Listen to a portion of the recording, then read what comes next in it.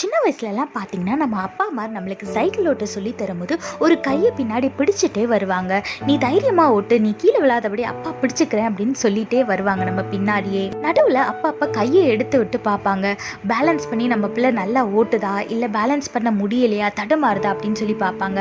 அப்படி அவங்க கையை எடுக்கும் போது நம்ம லைட்டாக ஸ்லிப் ஆகிற மாதிரி இருந்தாலும் அப்பா அப்படின்னு நம்ம பயத்தில் கத்துனாலும் டக்குன்னு பிடிச்சிட்டு ஒன்றும் இல்லாமல் அப்பா பிடிச்சிக்கிறேன், கீழே விழ மாட்டேன் அப்படின்னு சொல்லிட்டு சொல்லுவார். இதே மாதிரி நம்மளோட வாழ்க்கையில நம்ம லைஃப் அப்படியே ஸ்மூத்தா போயிட்டு இருக்கும்போது திடீர்னு ஏதாவது பிரச்சனை வந்துச்சு, இல்லை ஏதாவது ஒரு சோதனை வந்துருச்சு, ஏதோ ஒரு வியாதி, ஏதோ ஒரு பிரச்சனை அப்படின்னா நீங்க மனுஷக்கிட்ட போய் ஹெல்ப் கேட்காம நீங்க இசப்பாவை பார்த்து, இசப்பா என்னால முடியல எனக்கு ஹெல்ப் பண்ணுங்கன்னு ஒரு சவுண்டு கொடுக்கும்போது இசப்பா டானோ கிட்ட உங்களுக்கு உதவி செய்வார். வேதத்துல பாருங்க, சங்கீதம் 91:15 போட்டிருக்கு, அவன் என்னை நோக்கி கூப்பிடுவான், நான் அவனுக்கு மறு உத்தரவு அருளி செய்வேன், ஆபத்தில் நானே அவனோடு இருந்து அவனை தப்புவித்து அவனை கனப்படுத்துவேன்னு வேதத்துல போட்டிருக்கு. ஆமாங்க, இது ஒரு பிரச்சனையா இருந்தாலும் இசப்பாட்ட நீங்க ஹெல்ப் கேட்கும் போது, இசப்பா எனக்கு உதவி செய்ய என்னால முடியலன்னு அவரை நோக்கி கூப்பிடும் போது இசப்பா நிச்சயமா உங்களை அந்த பிரச்சனையில இருந்து விடுவித்து உங்களை கனமும் படுத்துவாரு. அது மட்டும் இல்லைங்க, நீங்க டெய்லி எந்த ஒரு காரியம் செய்யறதா இருந்தாலும் சரி, நீங்க ஜெபம் பண்ணிட்டு நீங்க செய்யுங்க, இசப்பா அந்த காரியத்தை செய்யலான்னு இருக்க என்னைய கைட் பண்ணுங்க, சப்போஸ் உங்களுக்கு சித்தம் இல்லை அப்படின்னா அந்த காரியத்துல இருந்து விலக்கி பாதுகாத்து கொள்ளுங்கன்னு ஒரு ஜெபத்தோட நீங்க எந்த காரியத்தை செஞ்சாலும் நிறைய விதமான பிரச்சனைகள்ல இருந்து நம்ம தப்பிச்சு கொள்ளலாம். அதனால எது செஞ்சாலும் ஏசப்பாட்ட கேட்டு அவர் சித்தத்தின்படி நடங்க, ப்ராப்ளம்ஸை அவாய்ட் பண்ணுங்க. அப்படியே பிரச்சனை வந்தாலும் ஏசப்பாவை நோக்கி அப்பா எனக்கு உதவி செய்யுங்க நீங்க கூப்பிடும் போது ஏசப்பா உங்க பக்கத்துல உங்களுக்கு உதவி செய்து உங்களை கனமும் படுத்துவார்.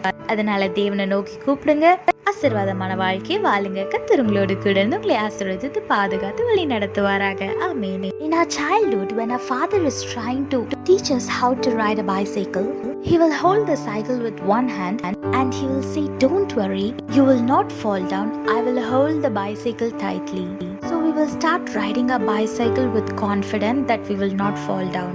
While we are riding it, our father will let go of the cycle for a second. He will watch if we are balancing correctly or not.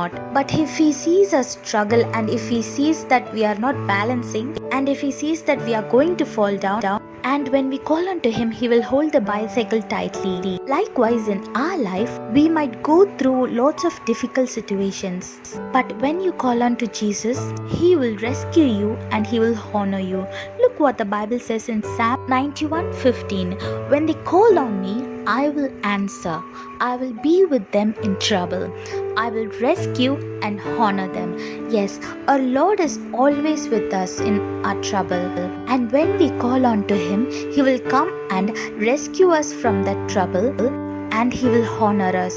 So whatever the situation might be, whatever the problem you are facing, don't ask help from the man, but call on to God.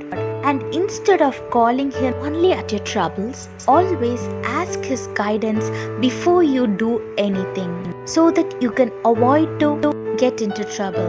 So seek our God's guidance in all the things you do. And if you get into trouble, call on to him and he will rescue you and he will honor you. Call on to Jesus and live a blessed life. God bless you all. Have a blessed day. Amen.